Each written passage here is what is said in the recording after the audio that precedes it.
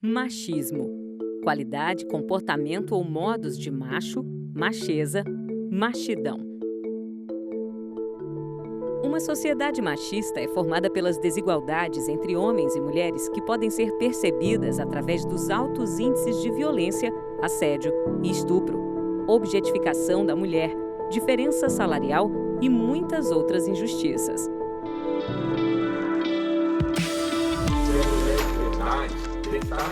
Respeito à liberdade individual da mulher. Lutam pela igualdade entre os gêneros. Constantemente agredida pelo companheiro. Eu acho que ficar em casa escondida não é o que a gente tem que fazer agora. A visibilidade que elas não têm, né? Que a gente está aqui para falar e que a gente não vai instalar nada.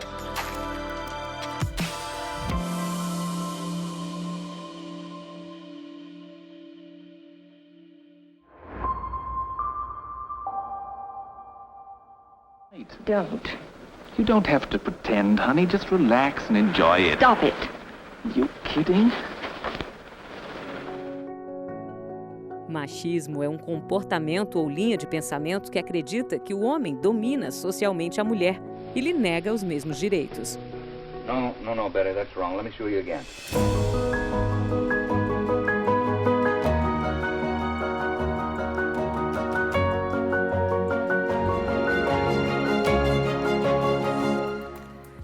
O machismo, de forma conceitual, ele é a compreensão de que existe uma superioridade de um gênero em relação ao outro, né? Do masculino em relação ao feminino. O machismo hoje é um dos problemas sociais mais graves que a gente tem, porque ele compreende a mulher com menos valores, então afasta essas mulheres ao acesso à garantia de direitos, aos privilégios, a exemplo do trabalho, das condições de renda, né? E coloca essas mulheres em situações de submissão. O machismo ele é estrutural, né? Ele é uma sociedade dos homens, né? A gente vive na sociedade dos homens. E eu percebo meu filho sendo machista na relação dele com a companheira dele, a mulher maravilhosa que ele escolheu e tudo. Então, assim, coisas mínimas, assim, mãe, nunca mais diga que eu tenho que lavar louça na frente. Quer dizer, é um absurdo, é uma coisa absurda.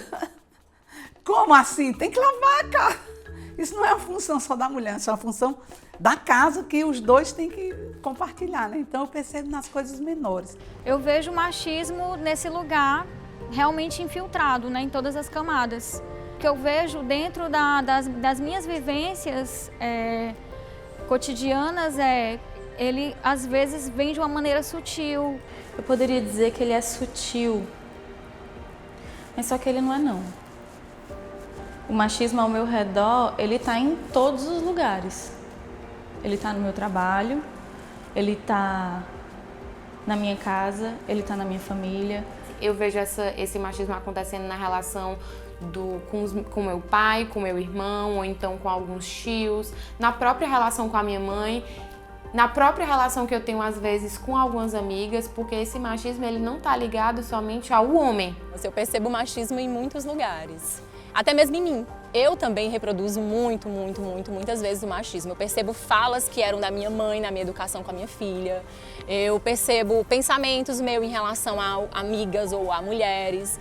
A gente ainda é muito educada a achar que a outra mulher é nossa rival, né? Então, é um desafio também desconstruir essa ideia de que nós somos rivais, né? Porque o machismo ele também atua fazendo com que a gente seja inimiga uma da outra, porque ele sabe que a partir do momento que a gente se une, a gente consegue avançar muito mais, né? Assim, apesar da gente tá nessa luta, a gente ainda luta contra nós mesmos, a gente ainda surge algum pensamento machista porque já foi muito incutido em nós. Então ele está presente inclusive também em nós mulheres, em algumas ações ou então até às vezes quando a gente se impede de fazer alguma coisa, quando para pensar que será que eu deveria fazer isso para eu ser mulher?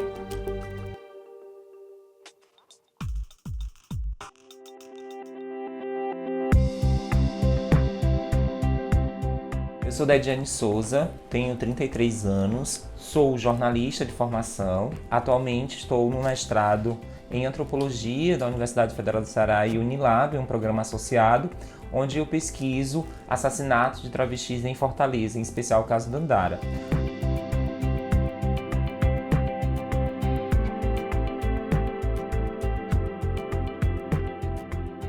meu ativismo inicia muito cedo, né?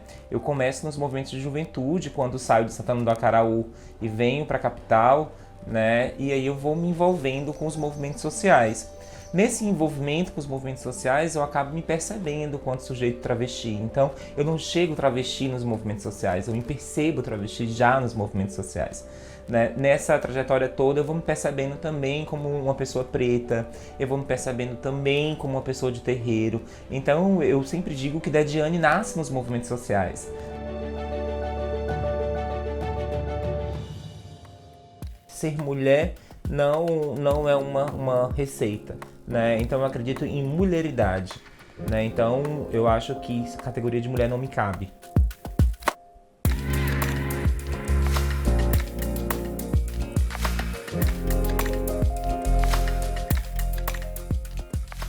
Eu sempre digo que a minha experiência enquanto travesti, né, que passei pelos movimentos, que dialoguei em várias perspectivas de governo, né, que tive alguns espaços do ativismo, ele é fruto de uma coletividade, né? Então é importante a gente dizer muito que existe uma coletividade, né, quando a gente se fala das questões de movimento, né, e de se perceber. Existe também algo que é preciso a gente dizer, que é a afetividade, né? O afeto é algo muito importante na construção de trajetórias, né, de trajetória de vida, seja de mulheres trans, de mulheres cis, de travestis. A mulher do campo, né, tem uma demanda, a mulher da cidade tem outra demanda, a mulher trans tem outra demanda. Então eu acredito que o campo do empoderamento coletivo é das pautas, das bandeiras de lutas, dessas mulheridades.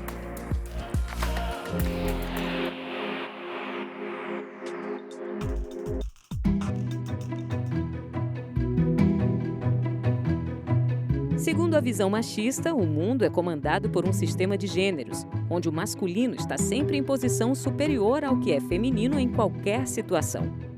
É uma forma de pensar que esse homem, essa figura, ela é superior às outras figuras, né? Os outros gêneros, especialmente o feminino, né? Existe aí uma disparidade entre masculino e feminino, uma desigualdade, né? Uma forma de pensar os gêneros como desiguais. Mas centralmente, o machismo é aquilo que coloca as mulheres numa posição de inferioridade, ao passo que os homens aí se colocam na posição de superioridade. Isso faz com que a mulher seja objetalizada e oprimida. Ainda existe aldeias onde as mulheres não podem participar de rodas de conversa, onde estão os homens, os caciques, os pajés, lideranças masculinas. A mulher ela não pode chegar lá e dar o palpite dela, dar a ideia, a proposta, eu gostaria que fosse assim, a visão dela enquanto mulher.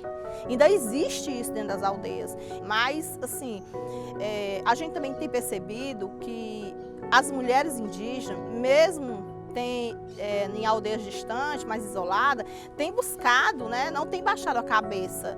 Elas têm buscado esse espaço, têm buscado ser protagonista da sua própria história, da sua luta, têm trazido isso, têm colocado na cara dos homens machistas que eles dependem delas também, que eles não fazem o movimento só, que eles não transformam tudo sozinhos.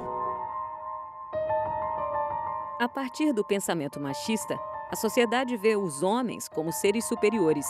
Sendo assim, as mulheres acabam por fazer as atividades que o homem não quer e nada mais deve ser permitido para elas. Eu entendo essa divisão do mundo desses estereótipos muito focado nessa questão das sociedades que dizem primitivas, né? De como é que essa história é contada pra gente. A gente tem várias construções, né, culturais, sociais, religião, de política, né?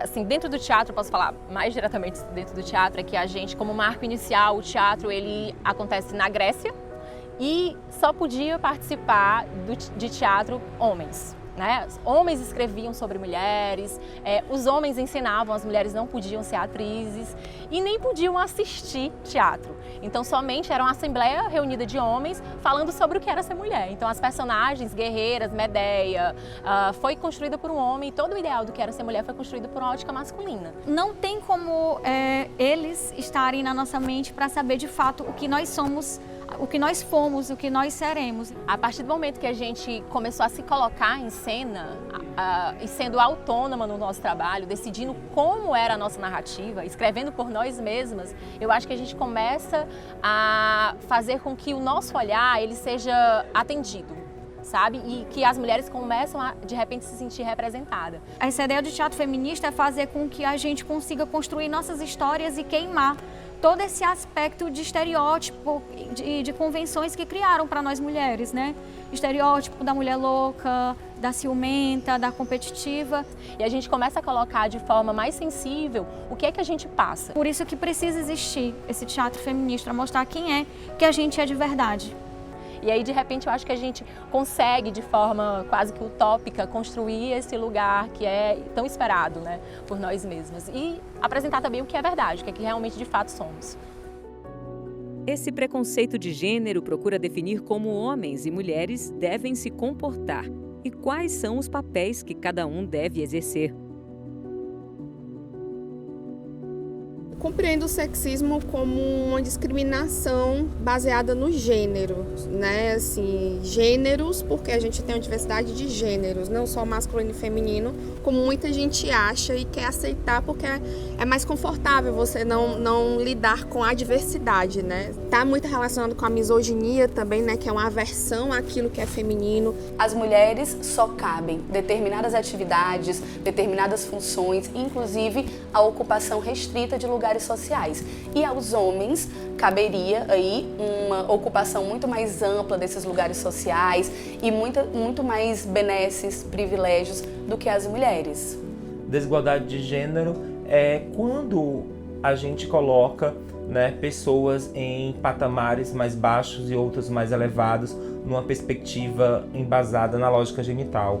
Quando a gente pensa em masculino e feminino, a gente tenta colocar as pessoas em caixinhas, né? Com aquilo que a gente acha que deve ser feminino e que a gente acha que deve ser masculino.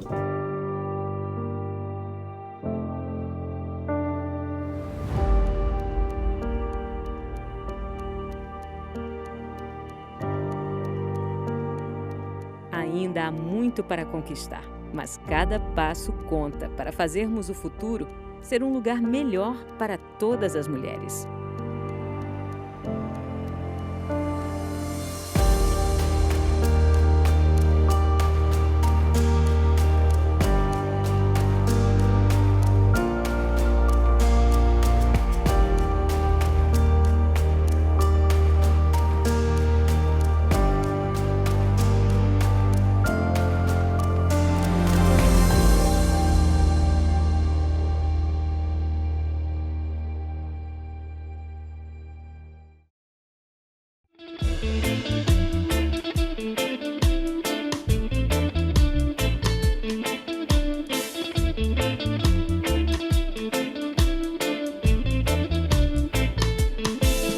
Queimamos a largada, como queimamos na cama.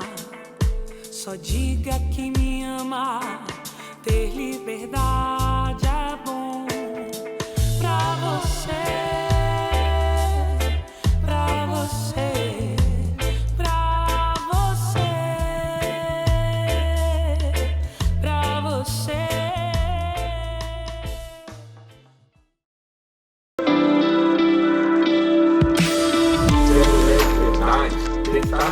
Eu respeito a liberdade individual da mulher. Lutam pela igualdade entre os gêneros. Constantemente agredida pelo companheiro. Ficar em casa escondida não é o que a gente tem que fazer agora. A visibilidade delas não tem, que a gente está aqui para falar e que a gente não vai instalar nada.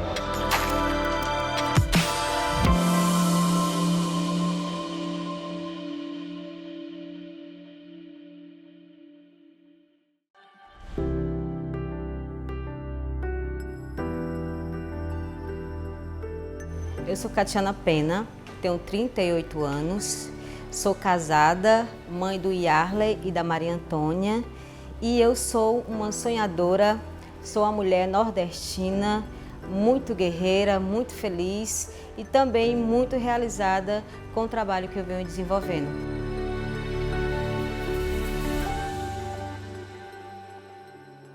Sou bailarina, coreógrafa também E tudo isso é uma referência da minha história, da minha família, quem eu sou como pessoa, como Catiana Pena.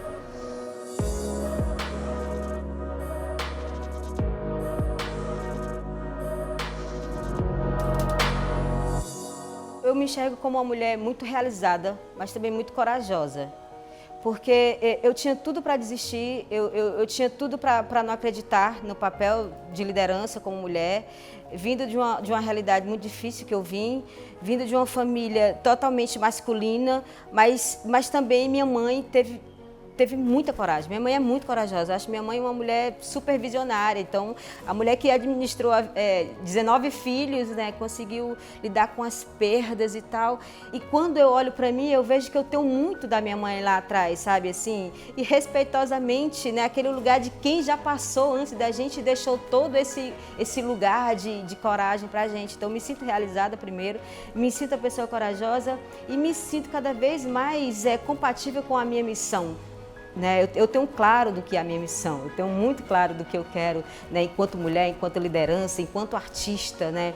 Eu me sinto realizada de hoje poder ser essa referência para quem está aqui no Bom Jardim, para os meus alunos, para os meus pais, para os meus irmãos e poder dizer que, olha, a mulher ela é uma consagração.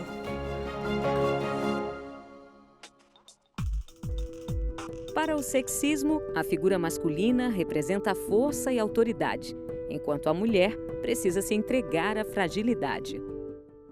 A ideia de que a mulher é um sexo frágil, né, a meu ver, ela é uma construção histórica e social, prioritariamente eurocêntrica, porque quando a gente fala também, né, de mulher como sexo frágil, a gente não está se reportando a outras tradições filosóficas, culturais, como as africanidades. Por exemplo, em outras culturas não existia muito essa questão dessa dominação. Existiam tarefas que precisavam ser realizadas e elas eram divididas de forma igual, né? Onde cada um fazia ali o que era possível, onde as pessoas circulavam realizando determinadas tarefas. E isso era visto como um sinônimo, às vezes, até de já foi relatado, né, como se fosse uma doença, como se isso fosse uma aberração e como se isso atrasasse o processo de desenvolvimento de algumas comunidades, de alguns povos, de alguns países. A meu ver, isso é uma construção muito eurocêntrica que colocava a mulher no lugar simplesmente de mãe, cuidadora dos filhos, tanto que durante muitos séculos a mulher não poderia nem estudar, trabalhar, fazer nada que era considerado absolutamente de homens. Naturalmente, as mulheres que têm capacidade reprodutiva ficavam com essa função, com atividades domésticas também, e aos homens, em um contexto heteronormativo, ficavam com as atividades fora do domicílio, né? Eu acho que primeiro a gente tem que se perguntar de que mulher que a gente está falando quando a gente vai definir que a mulher é vista como sexo frágil. A gente está sempre na labuta, né? A gente está sempre na luta, a gente está sempre falando que somos as guerreiras, mas em muitos momentos essas guerreiras precisam ser cuidadas.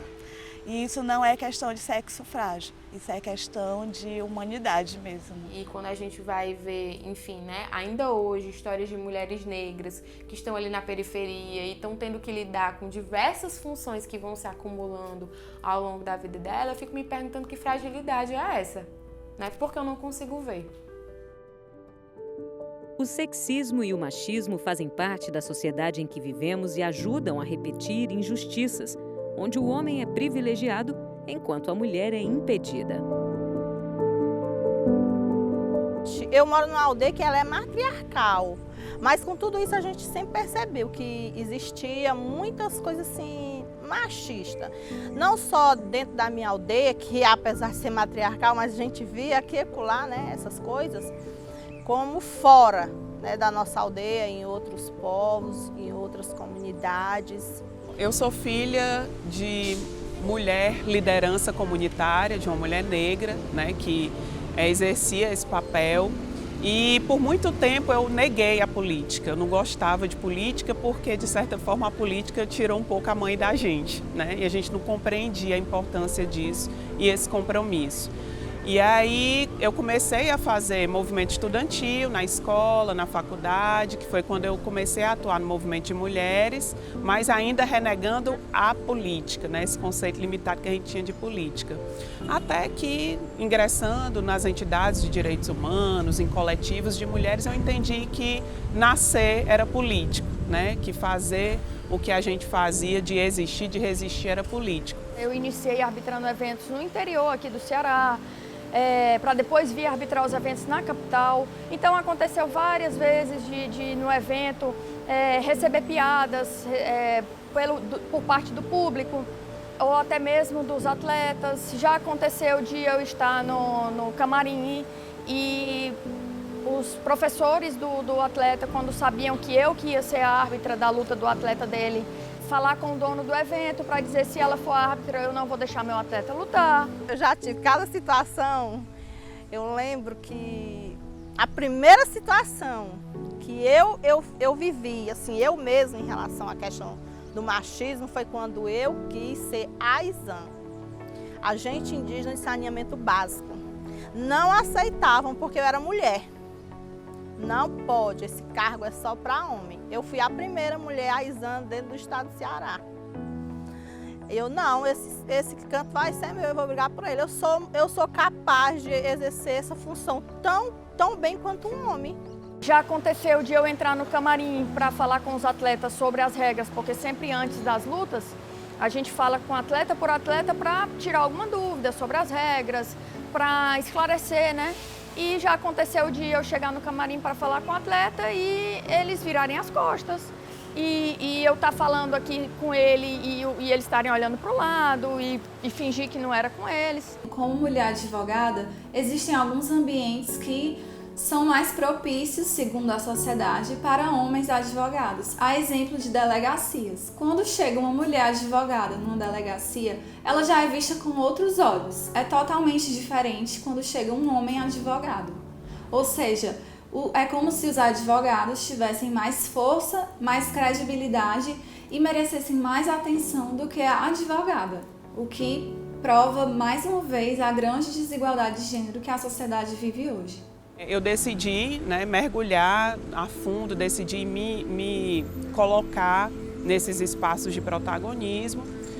Fui candidata a deputada estadual, que foi uma experiência incrível, fora do comum. Não dá para entender de política partidária nesse país sem passar por essa experiência, né? Hoje, aqui na Procuradoria Especial da Mulher, na OAB, eu tenho certeza que essa trajetória, desde a minha mãe, desde o Bom Jardim, até a candidatura, eu tinha um filho de 8 meses quando eu fui candidata, então eu subia em palanque amamentando, né?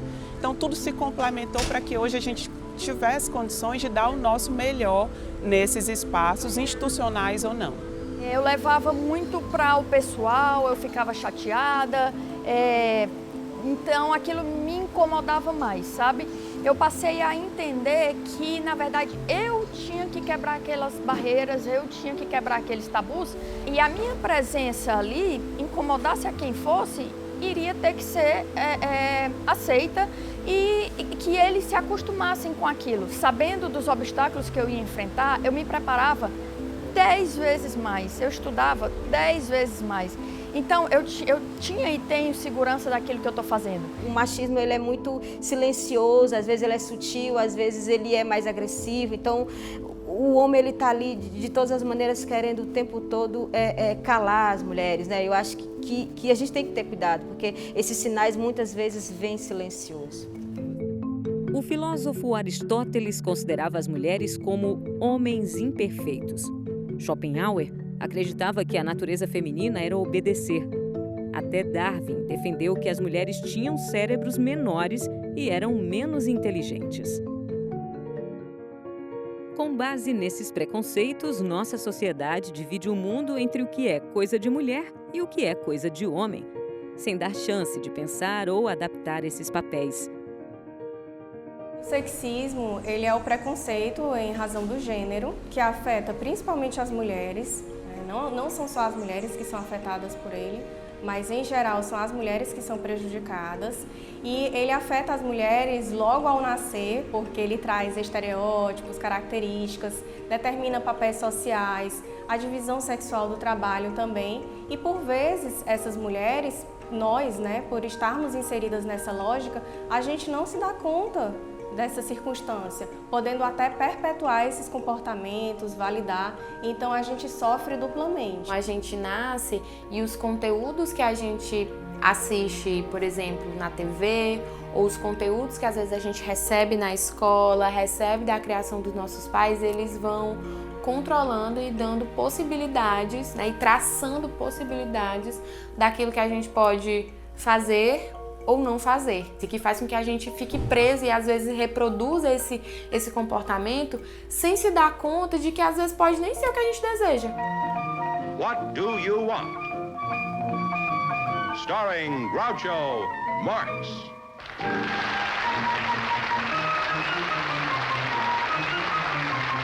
What are you after? I mean, what do you want? We want husbands to meet our specifications. Nice husbands. Oh, well, you're not going to get husbands that are shaped like you are. Então, como esse machismo e esse sexismo ele faz parte da nossa estrutura social, a gente precisa estar toda hora muito atenta. A violência de gênero, né, é uma coisa que a gente tem muito presente, muito forte no nosso dia a dia, né? Assim, aquela coisa de você ter medo de ser mulher e você achar que a qualquer momento alguma coisa pode acontecer contra você, né? Assim, aquela coisa de você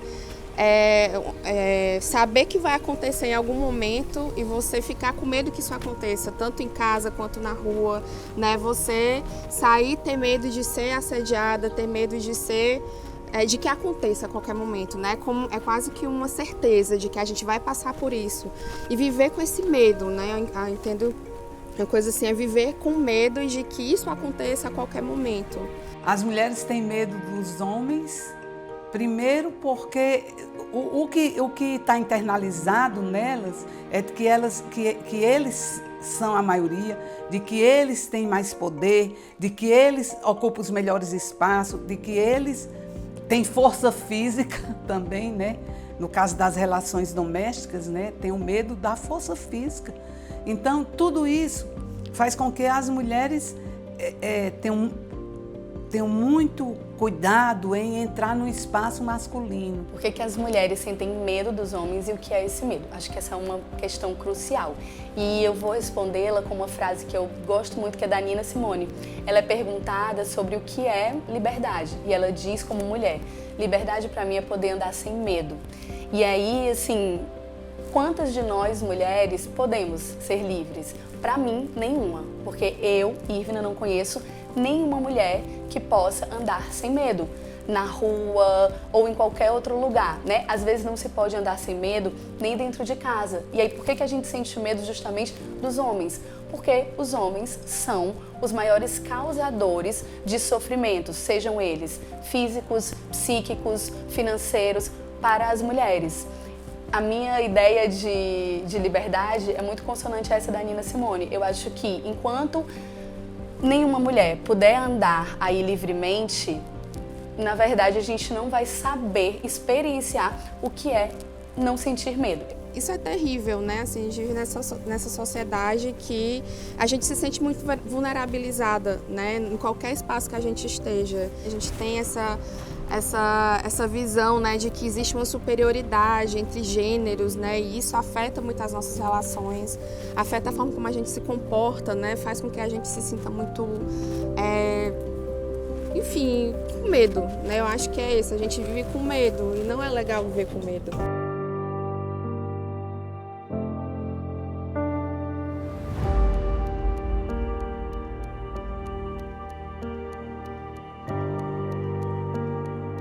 Ainda há muito para conquistar, mas cada passo conta para fazermos o futuro ser um lugar melhor para todas as mulheres.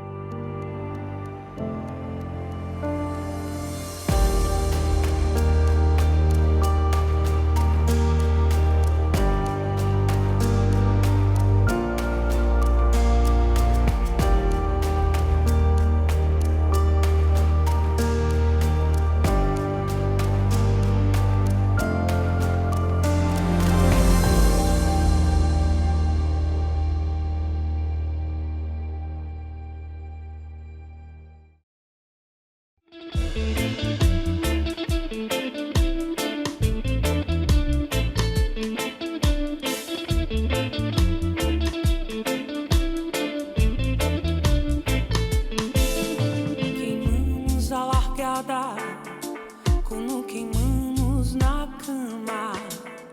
Só diga que me ama, ter liberdade é bom pra você, pra você, pra você, pra você.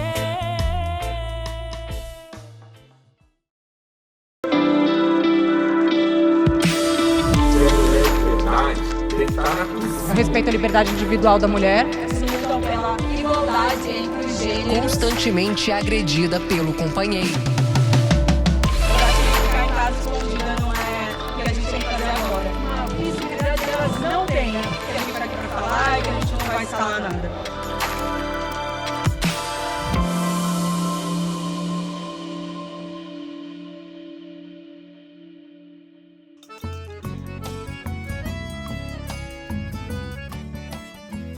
Sou Carolzinha Sanfoneiro, meu nome é artístico, mas me chamam Ana Caroline. Sou aqui de Fortaleza, Ceará. Fui criada, morei muitos anos em Quixeramobim, onde os meus pais hoje residem lá. E sou a Carolzinha que toca para todo mundo aqui, não somente em Fortaleza, mas em todo o Brasil. O Brasil me contratando, eu vou até vocês.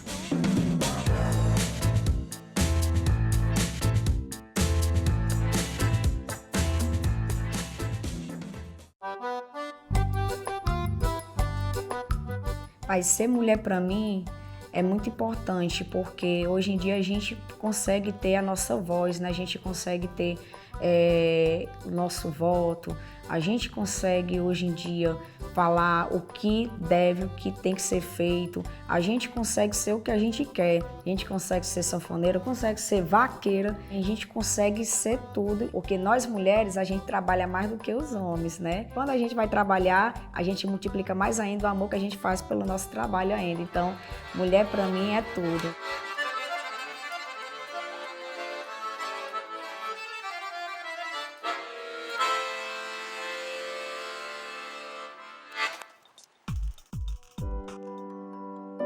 Alguns desses preconceitos surgem desde o início da história. Você já ouviu falar de patriarcado? O entendimento que eu tenho de patriarcado é de que o mando em todas as questões da sociedade, ela vem a partir do homem, né, que é o pai, né, tá relacionado à questão do pai. Mas é uma sociedade em que os homens é definida a partir dos homens, né? Dos valores dos homens, do mando dos homens, das decisões dos homens. E essa autoridade, a sociedade naturaliza que essa autoridade ela possa passar para os homens da família. Não é só o pai, né? O filho, o irmão, o genro, né? E isso prejudica muito à medida de que é uma visão compartimentada da sociedade, né? A sociedade é comandada por uma visão compartimentada, não é uma visão integral, né? Então eu acho que prejudica o desenvolvimento de todo um país, de toda uma sociedade. E as mulheres aí nessa mini sociedade, vamos dizer assim, elas têm que prestar, enfim, que serem submissas e cuidarem dessa família, né, estarem ali disponíveis para essa família, né, para essas figuras de autoridade. É uma sociedade muito atrasada nessa perspectiva de abrir, da mulher ocupar os espaços que ela tem possibilidades e tem competência para isso, né? A gente precisa ter uma maior representatividade de mulheres em lugares de liderança, porque são mulheres que vão lutar por mulheres, entendeu? Acredito que esse é o único caminho de ter algum modo de mudança, assim. A gente viu que depois de mais de 500 anos nós tivemos a primeira presidenta e ela foi escorraçada. Foi a coisa mais misógina, mais autoritária, mais caracterizada como uma perseguição de gênero mesmo, por ela ser mulher. What do you want? I want a woman to be president. I want a woman too, but what do you want up here? I want a woman to be the next president of the United States. Could you name one woman that you'd like to see elected president? Well, I'd take the job. You can't run for president. You'd have to be as rich as Croesus or Rockefeller. Why are you so insistent on having a woman president? Well, a woman approaches a subject from a different angle than a man. That's very true. That's one of the profoundest statements I've ever heard. But I doubt if that is enough to get you elected to the White House. Então a gente precisa, enquanto mulheres, apoiar mais candidatas mulheres, a gente precisa apoiar mais causas de mulheres, a gente precisa estar envolvido, sim, em política. Porque é de lá que vem a mudança. Você já ouviu falar na expressão lugar de mulher é onde ela quiser? Será que isso funciona na prática? É engraçado nessa área de tecnologia da informação que já tem muitas mulheres entrando nesse espaço. E era um espaço essencialmente de homens. E eu conheço uma pessoa que trabalha nisso e ela diz, você tem que virar um homem para você sobreviver nesse espaço. Quer dizer, é uma loucura isso, né? Você perde a sua identidade como mulher para poder se manter no mercado que é predominado pelos homens.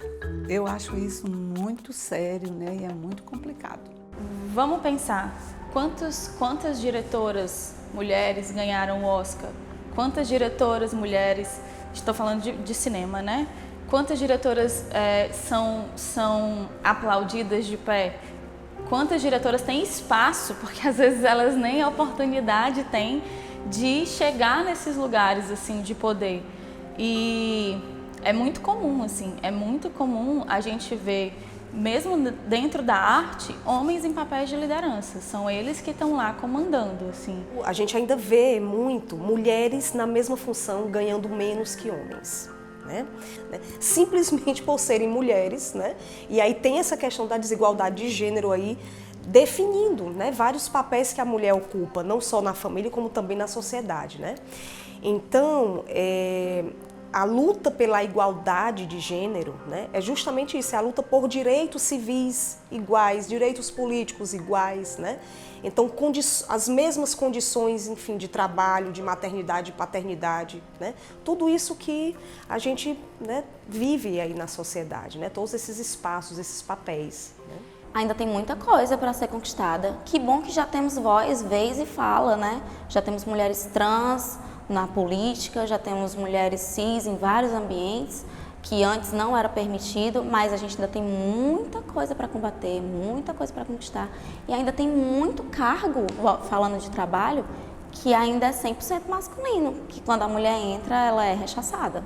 Eu já escutei bastante, né, que sanfona só é instrumento para homem, né, porque a sanfona, ela em si é um instrumento muito pesado, né, a minha, ela pesa 13 quilos, então muita gente tinha aquele preconceito de eu não poder segurar a sanfona, tipo, por 2 horas, né, 3 horas de evento, né.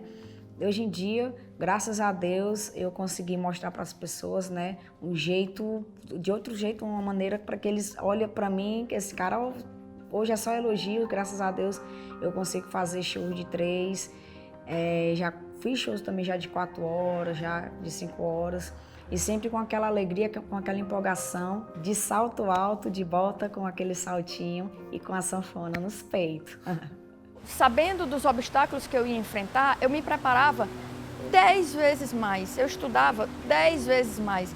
Então, eu tinha e tenho segurança daquilo que eu estou fazendo. E dentre homens e mulheres, poucos têm a certificação internacional de arbitragem, e eu tenho a certificação internacional de arbitragem. Eu tenho até propriedade em falar que as mulheres, quando elas se propõem a fazer alguma coisa, elas são muito melhores do que qualquer homem, porque elas realmente se dedicam, elas vão fundo e elas conseguem entregar um produto final de muita qualidade. Do ter o sangue no olho, assim, sabe? De não desistir, apesar do mundo estar desabando, a gente está lá, atravessando a cidade para para fazer uma aula de balé, atravessando a cidade para fazer uma aula com fome e ao mesmo tempo trabalhando e resgatando outros valores que hoje eu não abro mão e que hoje eu prezo muito para o meu time, né?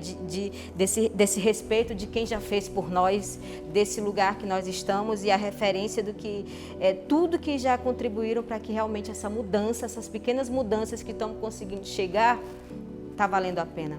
Uma vez me perguntaram, Clécia, como que vocês, mulheres dentro da aldeia, trabalham essa questão de que o homem não aceita a mulher no espaço que ela quer estar?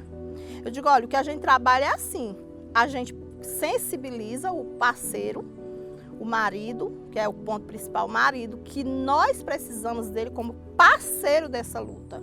E a gente mostra para ele a importância. Você não pode falar, você não pode ir para uma conferência de saúde dizer o que é melhor para o meu útero, para mim, porque sou eu que tenho útero. Assim como eu não posso te representar como homem, você não pode me representar como mulher. Mas eu posso ser sua parceira nessa luta e você pode ser parceiro na minha luta. Então a palavra-chave é essa, parceria entre nós, mulheres e homens. Então somente pela educação, e aí refazendo, construindo, ou melhor, reconstruindo as pessoas, né, de uma maneira geral, principalmente os meninos que se tornarão adolescentes e jovens, é que a gente vai poder corrigir, né, essa educação que é direcionada ao machismo, à misoginia, né, e a gente realmente tem que buscar essa saída. Então, de fato, nós precisamos trabalhar no campo da educação para poder haver essa transformação, porque da forma que vai, a gente precisa tem que realmente haver uma ação mais enérgica para que a gente possa, e isso só se dá no campo da educação, na minha opinião. É cada vez maior o número de mulheres em profissões que antes eram consideradas masculinas, e muitas mulheres batalharam para conseguir abrir esse espaço. Elizabeth Blackwell, nascida em 1821, foi a primeira médica registrada. Nos últimos 20 anos, o número de médicas no Brasil dobrou. Em 2020, elas atingiram 46,6% de participação. Arabella Mansfield foi a primeira advogada em 1869. Em 2021, a OAB registrou pela primeira vez um número maior de advogadas do que advogados no Brasil. Alice Perry foi a primeira engenheira formada em 1908. O número de engenheiras registradas no Brasil cresceu 42% entre os anos de 2016 e 2018. Kertek Anshimatoka foi a primeira chefe de Estado em 1940. O número de vereadoras no Brasil cresceu 16% nas últimas eleições e as deputadas são responsáveis por 22% dos projetos de educação e 25% da saúde. Valentina Tereshkova foi a primeira mulher astronauta. Hoje, 49% dos estudos científicos no Brasil são conduzidos por mulheres.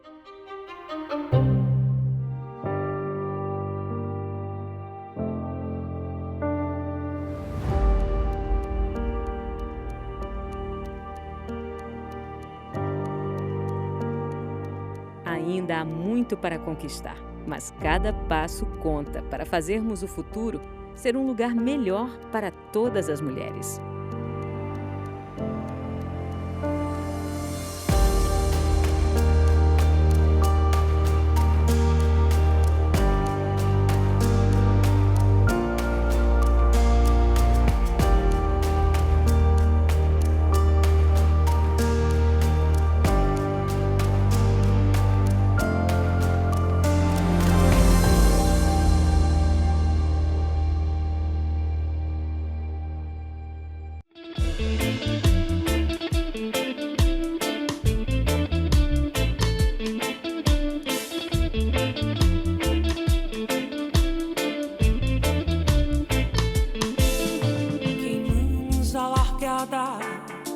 Como queimamos na cama.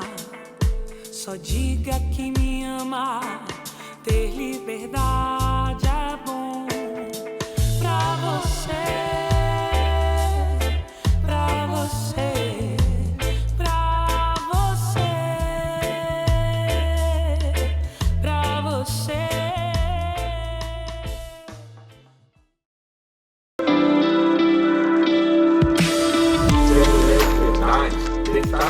Eu respeito a liberdade individual da mulher. Lutam pela igualdade entre os gêneros. Constantemente agredida pelo companheiro. Ficar em casa escondida não é o que a gente tem que fazer agora. A visibilidade delas não tem, né? Que a gente está aqui para falar e que a gente não vai instalar nada.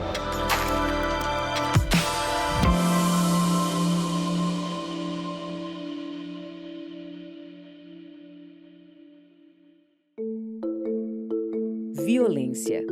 Ação ou efeito de empregar força física ou intimidação moral contra. Ato violento. A cada 4 minutos, uma mulher é agredida por um homem no Brasil. Só em 2019, a Central de Atendimento à Mulher 180 atendeu mais de 1.300.000 ligações. 39,34% dos casos de violência ocorrem diariamente e 32,76% ocorrem semanalmente. E a violência acontece nos mais diferentes lugares. –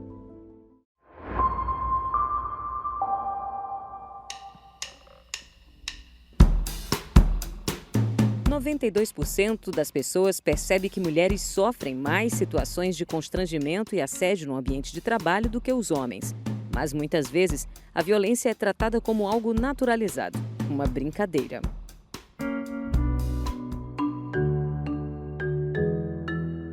76% das mulheres pesquisadas só entende que sofreram uma violência depois que veem exemplos de como a violência é praticada no cotidiano. –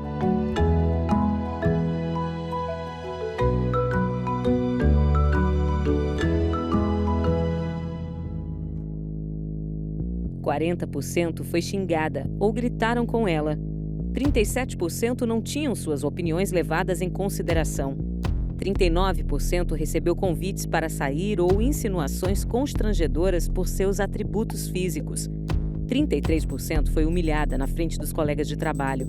32% foi criticada ou fizeram piadas sobre sua vida privada ou hábitos.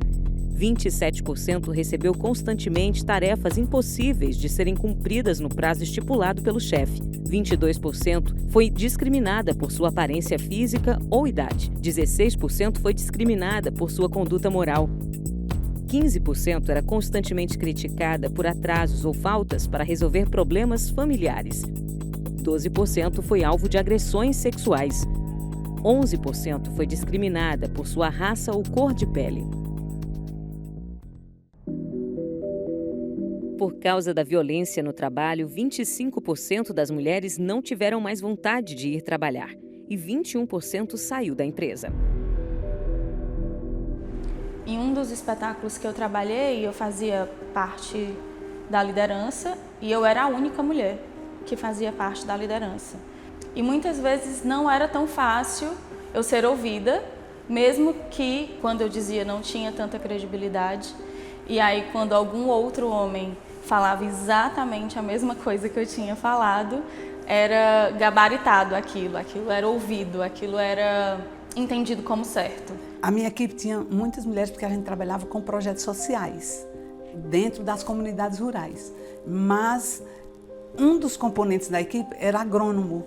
E os agrônomos, pela sua própria formação, eles eram pessoas extremamente autoritárias e machistas. Então, eu era rebelde. E aí eu tinha muitos enfrentamentos com eles. Porque eu queria fazer prevalecer o meu pensamento, né? E o pensamento deles era completamente diverso do meu, em termos da condução dos processos de trabalho. E aí foi uma coisa muito sofrida e muito difícil.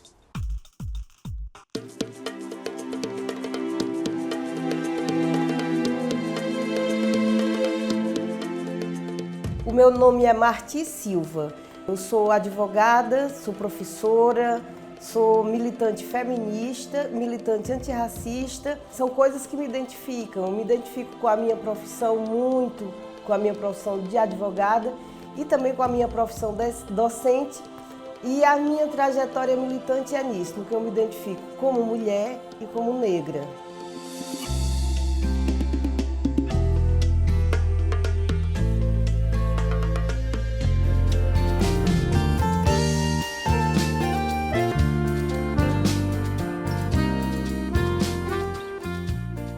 Ser mulher é uma uma compreensão que a gente vai adquirindo ao longo da vida. Primeiro, a gente vai perdendo aquela noção biológica, de ser simplesmente do sexo feminino, do gênero feminino. Ser mulher também se compreender numa sociedade em que as relações de gênero são hierarquizadas, né, que há uma diferença imposta socialmente, politicamente, entre homens e mulheres, é também a compreensão de que a gente pode mudar essas relações, de que a gente pode mudar a condição de ser mulher, deixar de ser uma mulher oprimida. Ser mulher é estar em construção constantemente.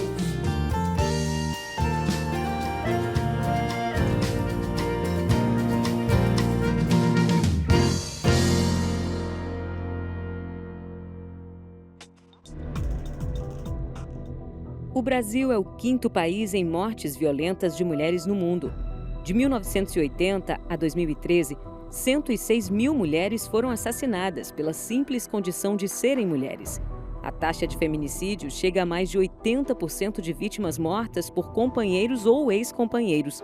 Desse total, 61,8% eram mulheres negras. Os dados falam por si que o número de feminicídios aumentou, mas quando a gente vai ver os dados de maneira mais específica, a gente vê que em relação a mulheres brancas esse número diminuiu um pouco, mas em relação às mulheres negras aumentou. Eu nunca imaginei que eu passaria por uma violência.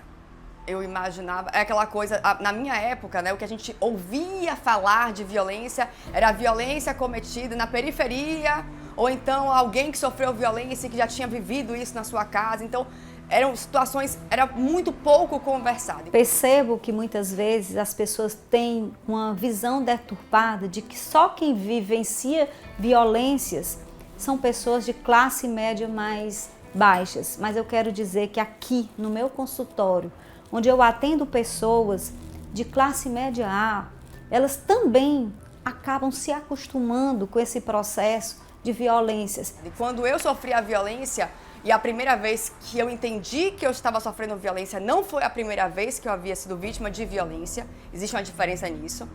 Eu lembro dessa sensação de o que é isso? O que eu estou vivendo? Como assim? Na verdade, a maioria dos agressores são conhecidos porque justamente nessas relações mais familiares, próximas, há uma confusão muito grande entre amor e posse, o que acaba autorizando aí, imaginariamente, esses homens a se sentirem donos, proprietários do corpo, da vida da mulher, como se elas fossem posse deles. E claro que é muito mais fácil você sentir que é proprietário e dono de algo ou de alguém, quanto maior for a familiaridade. O número de mulheres vítimas de crimes violentos é assustador.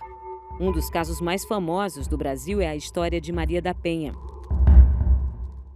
No ano de 1983, Maria da Penha foi vítima de dupla tentativa de feminicídio por parte do companheiro.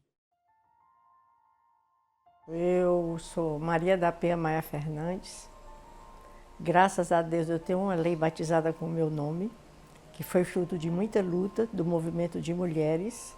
E quando eu comecei a lutar para a justiça, a partir do momento em que o meu agressor foi iniciado como autor de tentativa de homicídio contra a minha pessoa, ele foi indiciado como autor só no ano de 1984, porque durante esse período eu estava hospitalizada, não pude ser ouvida pela Secretaria de Segurança, eu passei um período muito tempo hospitalizada em situação grave. E ele foi condenado por 6-0 como autor da tentativa de homicídio contra a minha pessoa. Imediatamente após a sentença, o advogado de defesa, um dos advogados de defesa, ele tirou um papel do seu paletó e disse, olha, o julgamento foi feito contra a prova dos atos e nós estamos aqui solicitando que seja anulado e que haja um novo julgamento. Né? Então, houve assim, um choque muito grande. Para mim, foi uma decepção enorme. E o meu agressor foi a um segundo júri. E nesse segundo júri ele foi novamente condenado e novamente a defesa interpretou como que o julgamento havia tido alguma coisa lá, quanto à prova dos autos, eu não lembro mais o que foi que eles alegaram. Então eu resolvi não mais lutar por justiça, eu me senti decepcionada e que não valia a pena aquele esforço que eu tinha feito junto com o movimento de mulheres. E então eu resolvi levar para um livro o processo, as contradições do processo, e esse livro eu considero a Carta de Alforria das Mulheres Brasileiras. E a lei foi criada como uma das recomendações que a OEA fez no relatório final do meu caso, solicitando a conclusão do processo, a prisão do agressor e a mudança legislativa do país. E a criação da lei foi um benefício que veio para todas as mulheres. Por isso que a minha alegria foi no momento em que foi criada uma lei, né? Em que tem transformado a vida de muitas mulheres.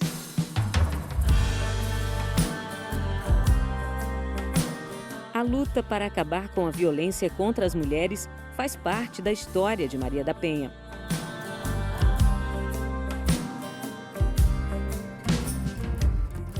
Depois que a Lei Maria da Penha foi sancionada, né, eu passei um grande período viajando demais e muito me emocionava quando eu estava no aeroporto, alguém se aproximava de mim e dizia: olha, eu fui salva pela sua lei. Uma senhora de Sabará esteve aqui, né, veio assim emocionadíssima porque os vizinhos denunciaram o caso dela, né, e ela conseguiu sair daquela situação, ela e os filhos dela. E isso aí não tem dinheiro que pague.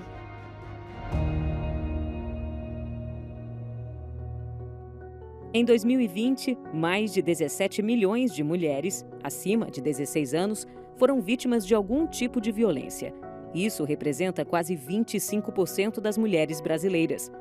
A Lei Maria da Penha identifica 5 tipos de violência.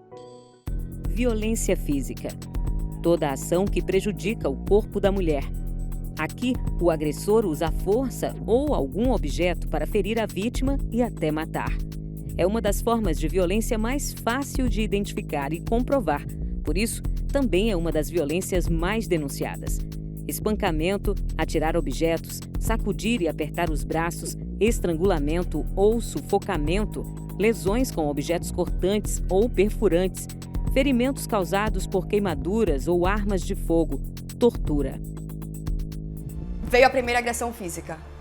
Ele apertou o meu pescoço e depois deu um murro na parede. Isso reverbera. Tem anos que isso aconteceu. Eu tô falando com vocês, a mão ainda treme. Durante esses 6 anos, diversas coisas aconteceram. Ele quebrar coisas dentro de casa, segurar o meu braço que ficou roxo, puxar meu cabelo, ter um ímpeto de segurar no meu pescoço, não chegar a apertar, mas chegar a encostar as mãos e sair, sabe? Tipo, antes que faça alguma coisa. E aí, um belo dia, o olho ficou roxo. Ele virou a mão no carro com tudo, isso aqui meu inchou e eu lembro da sensação de... Agora eu sou a vítima de violência do jornal. Acho que a partir daquilo ali, né, é como se o roxo fosse o certificado de que você é vítima, né? E tudo aquilo que eu passei antes. Por isso que no Criando Justiça a gente luta muito para falar sobre todos os tipos de violência e validar o peso, a complexidade e a dor de vários tipos de violência para além da violência física.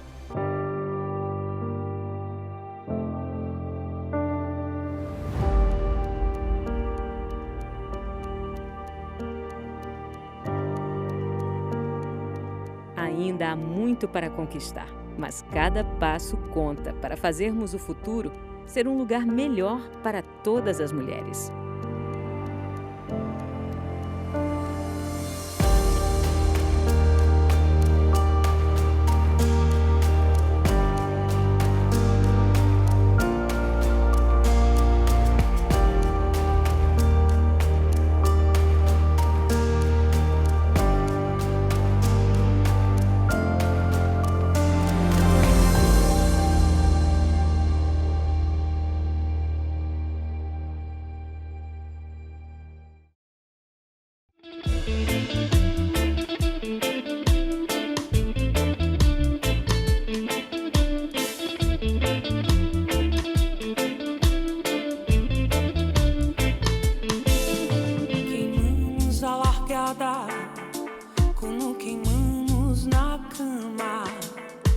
Só diga que me ama, ter liberdade é bom pra você, pra você, pra você, pra você.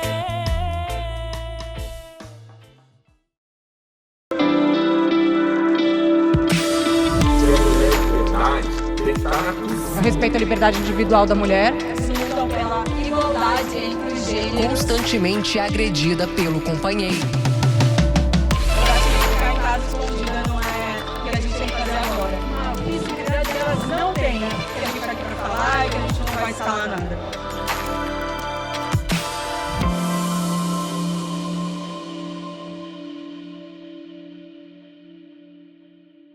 A violência obstétrica, ela é uma apropriação dos corpos femininos nesse processo do ciclo gravídico puerperal. Desde o momento em que você engravida até mais ou menos ali o pós-parto imediato, até o seu puerpério, você está indisposta a sofrer violência obstétrica. Então existem uma série de procedimentos que podem resultar, né, em lesão corporal, em mutilação, tanto para a mulher como para o bebê. Quando eu engravidei, eu percebi que o que estava posto para mim era uma cesariana agendada com a médica que me acompanhava. Eu estava com algumas semanas de gestação e ela já queria marcar a data. Eu acredito que a violência obstétrica ela começa nesse momento, né? Ela começa quando não há informação, quando não há poder de escolha. Uma das formas de você se proteger é procurar uma doula para conversar, né, para poder acompanhar você durante esse processo. Não deixar que qualquer pessoa tome para ela, né, a sua autonomia. E depois que a Teodora nasceu, com essa experiência avassaladora que foi parir em cima da minha cama, de uma forma tão rápida, tão potente, me informei bastante, me apaixonei pelo parto humanizado e já fui gestando em mim essa ideia também de trabalhar com mulheres, de vivenciar com elas essas potências, né? A potência de gestar, a potência de parir, de maternar. Eu decidi que eu ia registrar cada história que a mim fosse entregue, né? Da melhor maneira possível. Quando eu escuto outras histórias, quando eu aprendo com outras mulheres, tanto o gestar, o parir, o maternar, eu me fortaleço para a minha própria história. Eu desmistifico muita coisa e consigo me empoderar, consigo caminhar junto dessas mulheres de uma maneira mais fortalecida. Violência psicológica é um dos tipos mais difíceis de identificar e muitas vezes vem mascarado como ciúme, temperamento forte ou excesso de cuidado. Aqui, o agressor controla as ações, crenças, comportamento, decisões da mulher, anulando a pessoa e fazendo ela acreditar que não é capaz. Ameaças, constrangimento, humilhação, manipulação, exploração, limitação do direito de ir e vir, ser impedida de falar ou ser desqualificada só por ser mulher. Eu sempre achei assim, me incomodei com as curtidas dele no Instagram de mulheres seminuas, mulheres de calcinha sutiã, enfim, sempre me incomodei, sempre expus isso a ele. Isso sempre foi um problema meu. E pra ele era sempre besteira. Nunca validava o que eu falava, nunca validava o que eu sentia. Eu era sempre a problemática, eu era sempre o problema estava sempre em mim. E eu me lembro que eu tava assim no meu auge, eu treinava crossfit, eu tava no meu auge, no meu corpo, participando de campeonato, fazendo tudo que eu gostava de fazer. Aí nessa noite eu postei uma foto da minha evolução, da minha barriga, tava de shortinho, de top. Cara, ele acabou com a nossa viagem, porque ele viu essa foto. Eu sempre identifiquei algumas coisas violentas e agressivas. Um grito fora de ordem, que não existia motivo para aquela raiva, para aquele tratamento. Um jeito de fazer. Eu me senti dependente, culpada, de eu sempre estar pedindo desculpa, de eu sempre estar avaliando o que foi que eu fiz de errado. Nossa, esse sentimento é recorrente. Porque a culpa era minha, porque eu me sentindo mal, eu me culpando e eu pedindo desculpa, sabe? Era uma coisa tão doida, tão... E assim, foi claro para mim o quanto aquilo foi abusivo, né? O quanto foi uma pressão psicológica que eu sofri, me culpei, chorei, pedi desculpa. O quanto aquilo acabou com a minha viagem, com o meu feriado, entendeu? Violência sexual. O agressor se sente dono do corpo da mulher e acha que pode fazer o que quiser sexualmente, mesmo que a mulher não queira. Ocorrem cerca de 180 estupros por dia no Brasil. 72% das vítimas são menores de idade. 42% de crianças e adolescentes que sofrem abuso sexual são vítimas recorrentes. Mas não é somente o estupro que caracteriza a violência sexual. Veja os outros exemplos. Obrigar a mulher a fazer atos sexuais, impedir o uso de métodos contraceptivos ou forçar o aborto, forçar matrimônio, gravidez ou prostituição, limitar os direitos sexuais e reprodutivos da mulher. O meu trabalho atualmente é com vítimas, né, e testemunhas de crimes, em especial crimes sexuais, tá? E aí quando a gente vai ver estatisticamente o perfil, né, quem são essas vítimas, né? A maioria delas dos crimes sexuais são vítimas meninas, né, adolescentes e mulheres. Para a nossa felicidade foi aprovada também aí uma lei, né, a Lei Mariana Ferrer, né, que também vem com esse objetivo de proteger, resguardar a integridade psicológica, né, de mulheres e de outras pessoas que sofreram crimes sexuais, em especial mulheres, né? Não sei se todos estão lembrados, né? O caso da Mariana Ferrer, ela foi massacrada, digamos assim, numa audiência em que ela era vítima de um crime sexual e ela foi muito maltratada na audiência. Então, a partir da sanção dessa lei, né, isso não vai mais acontecer porque virou, né, uma tipificação, então uma coação, né, psicológica que nós não podemos mais permitir isso, e a lei veio ajudar aí. Violência patrimonial. Tudo que retira, diminui, destrói objetos, instrumentos de trabalho, documentos pessoais, bens e valores financeiros.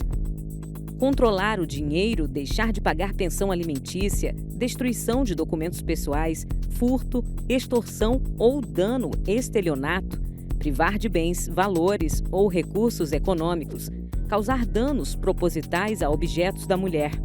A violência patrimonial, não sei se vocês sabem, mas ela foi a última violência a ser abarcada pela Lei Maria da Penha. Ela não era uma violência, um dos tipos de violência, né? A gente estava mais ali entre a violência sexual, a violência psicológica, a violência física, e a patrimonial foi recentemente abraçada pela Lei Maria da Penha, né? É uma violência que muita gente não entende ainda como violência, mas ela se trata de restrição de bens. É quando a outra pessoa restringe bens de uso pessoal ou de trabalho da mulher, né, inviabilizando a vida dela mesmo. Enquanto eu podia, eu cooperava com as contas de casa, conta de luz, conta de água, aluguel, condomínio, tudo. Mas teve um momento que, depois que a Iris nasceu, que eu abandonei tudo, que eu não pude mais. Não pude mais, eu não tinha nenhuma renda.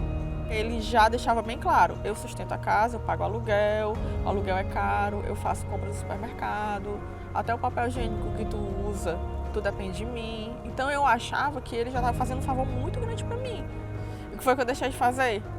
Parei de comer como eu comia. Porque eu tinha uma filha que estava morando na mesma casa, que estava usufruindo do supermercado que ele fazia. Então eu me separei com 49 quilos.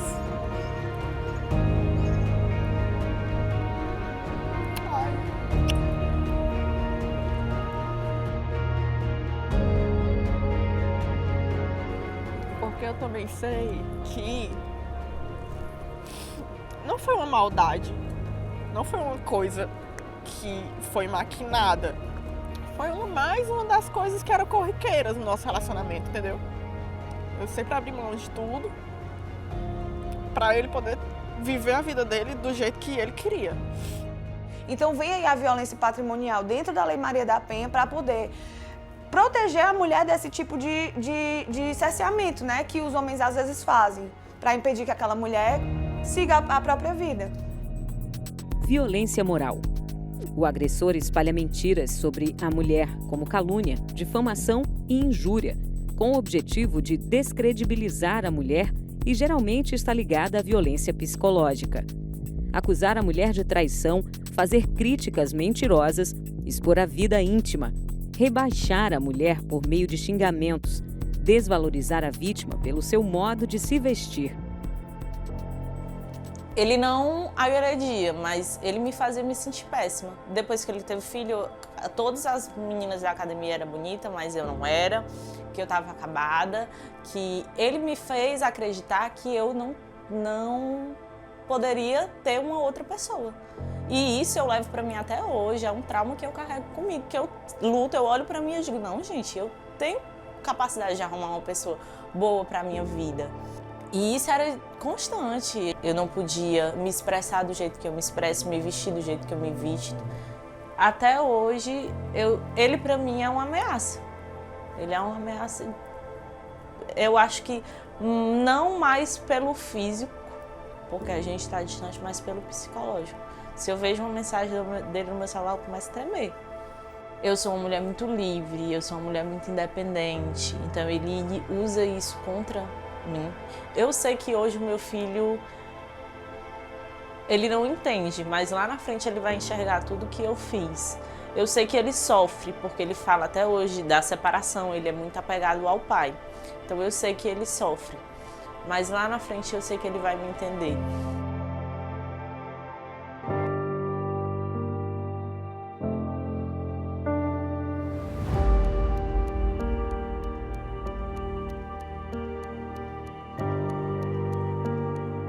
Ainda há muito para conquistar, mas cada passo conta para fazermos o futuro ser um lugar melhor para todas as mulheres.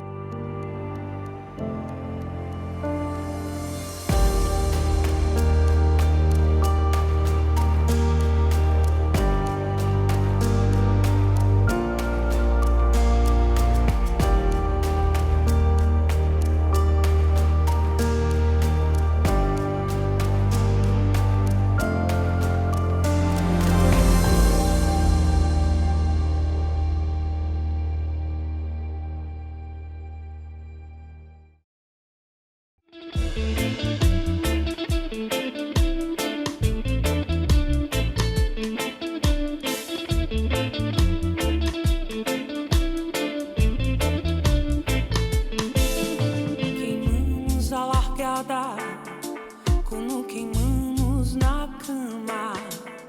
Só diga que me ama, ter liberdade é bom pra você, pra você, pra você, pra você.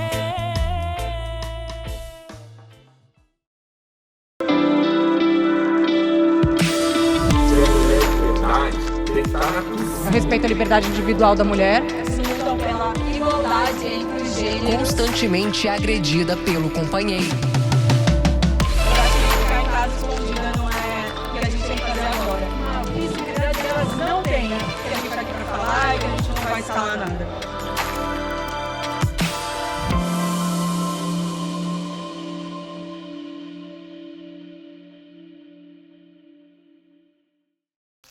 Ao longo dos anos, a Lei Maria da Penha continua atual e sendo atualizada.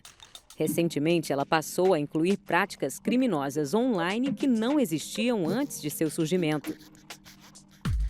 Em 2008, vai fazer 14 anos, eu comecei um blog, que é o Escreva Lola Escreva, e mais ou menos uns 2 ou 3 anos depois do início do blog, em 2010, 2011, eu comecei a ser muito atacada por misóginos, né? Eles me descobriram, acho que desde que eu comecei o meu blog, né? Desde 2008 mesmo. E aí, na época, não tinha delegacia de crimes cibernéticos aqui no Ceará. Aí, a deputada federal Luiziane Lins fez um projeto de lei pedindo, né, exigindo, digamos, que a Polícia Federal investigue crimes contra mulheres na internet. E, em minha homenagem, ganhou o nome de Lei Lola. Então você pode fazer isso, né, procurar a Polícia Federal e falar, eu quero que a lei seja aplicada nesse caso. Muitas vezes as mulheres demoram a perceber ou admitir que estejam sendo vítimas de violência, inclusive dentro de suas próprias casas. Existe um ciclo que se repete na violência dentro do contexto conjugal. Esse ciclo de violência tem 3 fases. Fase 1. Aumento da tensão. O agressor fica irritado com coisas insignificantes, humilha e ameaça a vítima, destrói objetos. A vítima tenta acalmar o agressor e evita condutas que podem provocá-lo.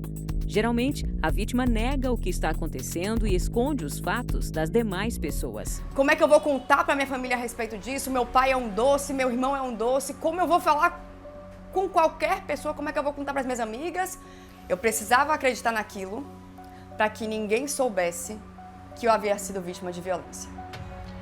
Para que ninguém soubesse que eu havia sido vítima de violência uma vez, eu decidi ir em frente com aquela relação. E aí eu fui vítima de violência física mais de 10 vezes, depois dessa primeira vez. Fase 2. Ato de violência. O agressor perde o controle e pratica ato violento. A vítima sofre uma tensão psicológica severa como insônia, ansiedade, medo, ódio, vergonha. A vítima se sente impossibilitada de mudar a situação e busca ajuda para se distanciar do agressor. Você se acostuma a viver com aquilo ali. Você se pergunta como é que você vai viver sem. E aí, o que é que eu vou fazer? Ele é o pai do meu filho, como é que o meu filho vai crescer sem pai? Você tem uma visão assim que hoje eu não tenho mais, mas na época eu tinha. Fase 3. Arrependimento e comportamento carinhoso. O agressor demonstra arrependimento e diz que vai mudar. A vítima se sente confusa e pressionada a manter o relacionamento. A vítima se sente responsável pela reabilitação do agressor e estreita a relação de dependência com o agressor. Houve esse primeiro episódio de violência e logo depois veio um pedido de desculpa, de pelo amor de Deus, me perdoe, eu não vou fazer isso nunca mais, eu nunca fiz isso na minha vida, não sei o que aconteceu, eu preciso de ajuda. E eu conversando com uma pessoa, eu lembro que essa pessoa teve extrema sabedoria para poder me arrancar dali sem colocar as mãos. Para sair do ciclo de violência, o primeiro passo é buscar ajuda. Através do telefone 180, é possível fazer denúncias todos os dias da semana, a qualquer hora. O governo do Ceará disponibiliza uma rede de apoio e acolhimento. A Casa da Mulher Brasileira e Delegacia de Defesa da Mulher de Fortaleza funcionam 24 horas por dia, 7 dias por semana. Quando eu me separei, eu passei por um processo árduo assim, de divórcio. E dentro desse processo eu vivi a violência patrimonial porque os meus bens de uso pessoal e de trabalho foram restringidos. Então assim, com 2, 3 meses depois que eu me separei, eu precisei ir na Casa da Mulher Brasileira, que é um lugar assim, fantástico de apoio à mulher aqui em Fortaleza. Né? Eles têm todo um complexo que reúne a Defensoria Pública, a Promotoria, uma parte de apoio psicológico e social.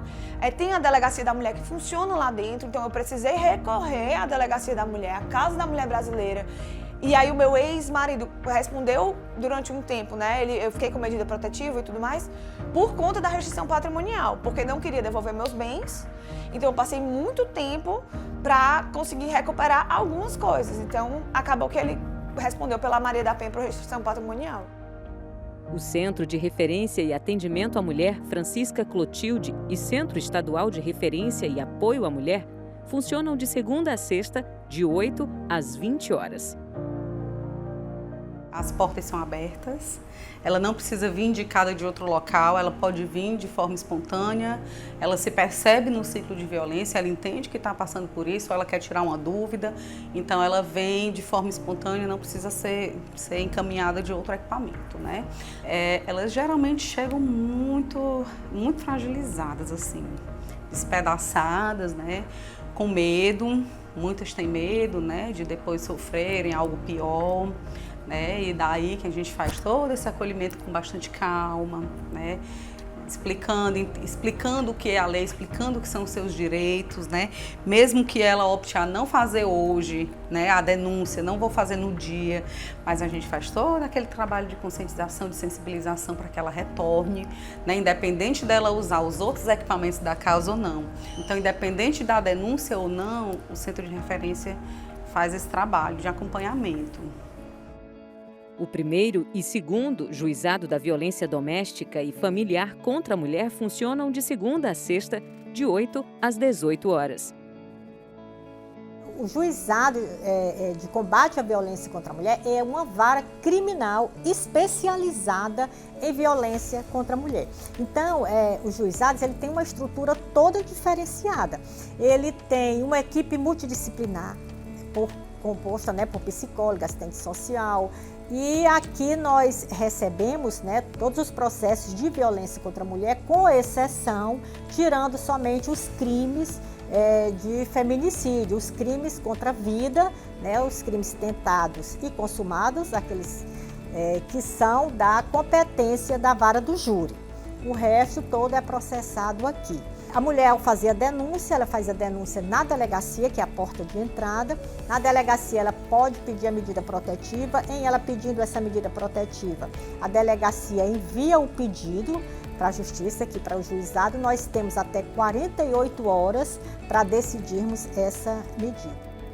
O Núcleo de Enfrentamento à Violência contra a Mulher da Defensoria Pública funciona de segunda a sexta, de 8 às 17 horas. O NUDEM, nós atuamos aqui na Casa da Mulher Brasileira e nós realizamos atendimento às mulheres que são vítimas de violência doméstica e familiar. Então, essa mulher que chega até o NUDEM, ela vai ser atendida tanto pelas defensoras públicas como pela equipe psicossocial. A gente entende hoje em dia que a violência doméstica, para além das questões jurídicas, tem a questão psicológica, As mulheres que nós atendemos ultimamente, elas têm chegado com um grau de adoecimento emocional muito grande, São mulheres com idealizações suicidas, síndrome do pânico, com depressão. Então, quando a gente recebe essas mulheres aqui no NUDEM, a gente dá esse apoio psicológico, através da nossa equipe psicossocial, e a partir daí elas são encaminhadas para as clínicas de psicologia, que a Defensoria Pública tem convênio com as universidades, para que elas consigam ressignificar toda essa dor. Então, as principais ações que nós temos são as ações de alimentos, tanto para a vítima quanto para os filhos, divórcio, regulamentação de guarda com direito de visita, partilha de bens, ação de reparação por danos morais, dano patrimonial, as queixas-crimes, quando a mulher é vítima de uma agressão moral, então a gente interpõe as queixas-crimes por calúnia, difamação, injúria. É um leque enorme de ações que vai depender muito do caso concreto. Coletivos femininos têm encontrado soluções para proteger e desenvolver as mulheres. O coletivo Arremate ele existe há 7 anos. E eu lembro que quando a gente iniciou, era muito mal visto. Um grupo de mulheres, por que vocês querem se dividir dos homens? Porque o teatro ele não podia levantar uma bandeira, ele precisava ser dialético. E a gente não, a gente acreditava que através do teatro, mulheres que somos, a gente precisava fazer uma arte que pudesse de repente dar uma garantia da gente de trabalho também. Porque o que a gente vê muito é que, por exemplo, se a gente for pensar numa parte técnica, a gente não tinha mulheres técnicas fazendo luz, pensando em sonoplastia, porque a mulher ela foi colocada em cena como uma musa. Então, a partir do momento que a gente se coloca como ser humano, e como, enfim, explorando a nossa capacidade criativa e autônoma dentro da arte, é onde está a nossa potência, sabe? O coletivo Nós Voz Elas surgiu em 2017. Era um grupo de mulheres, artistas, cantoras, compositoras, intérpretes, instrumentistas, que resolveu se juntar e se fortalecer. Cada uma já tinha um trabalho consolidado individualmente, mas juntas isso cria mais força, isso cria uma massa ali que tem mais força mesmo quando chega nas pessoas. Não só a força, como eu falei, musicalmente, no palco, nas apresentações, nos ensaios, mas a força dessa união, a força dessa discussão que se faz, que gira em torno do que é ser mulher, na música também. E é muito bonito e é muito forte fazer parte. Atualmente existe uma problemática, eu diria até a problemática principal do movimento indígena, que é a demarcação dos territórios. Existe uma certa resistência do Estado, uma certa atuação empresarial, agropecuária, em torno dessa problemática, e existem alguns parceiros de luta do movimento indígena, algumas entidades que compram a briga e chegam junto, para tentar ajudar o movimento, tentar ajudar as instituições. E existem também as instituições do próprio movimento, né? A FEPOINSE, a AMICE, a OPRINCE, que são entidades que atuam dentro das comunidades e que dialogam com as demandas do movimento.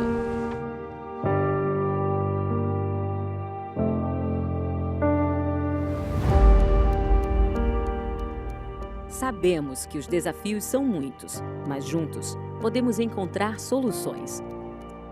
Se você é vítima de violência, busque ajuda. Se você conhece alguém mulher que é vítima de violência, denuncie.